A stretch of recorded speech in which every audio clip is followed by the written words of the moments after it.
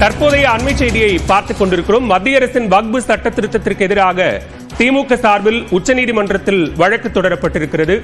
இது தொடர்பாக உச்சநீதிமன்றத்தில் வழக்கு தொடரப்படும் என்ற அறிவிப்பை முதலமைச்சர் மு.க.ஸ்டாலின் சட்டப்பேரவையில் தெரிவித்திருந்த நிலையில் தற்போது மத்திய அரசின் வக்பு சட்ட திருத்தத்திற்கு எதிராக திமுக சார்பில் உச்சநீதிமன்றத்தில் வழக்கு தொடரப்பட்டிருக்கிறது.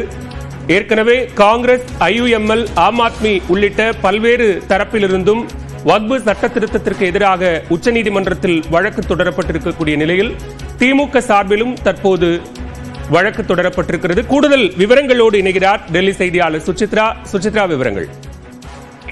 வக்ஃபு வாரிய திருத்த சட்டத்திற்கு எதிராக தற்பொழுது திமுக சார்பில் மனு தாக்கல் செய்யப்பட்டுள்ளது.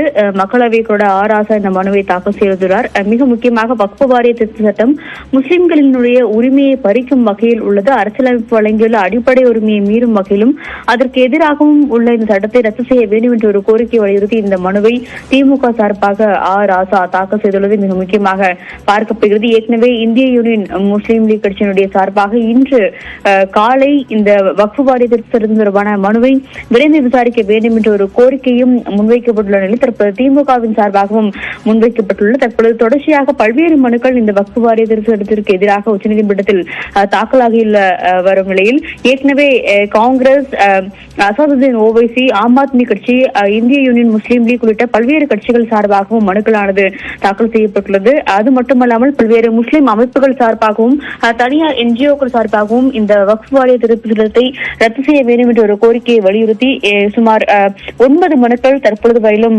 உச்சநீதிமன்றத்தில் தாக்கல் செய்யப்பட்டுள்ள நிலையில் இந்த மனுக்கள் மீதான விசாரணையை விரைவாக உச்சநீதிமன்றம் எடுக்கும் என்றும் எதிர்பார்க்கப்படுகிறது. பாலவேல், விவரங்களுக்கு நன்றி சுசித்ரா.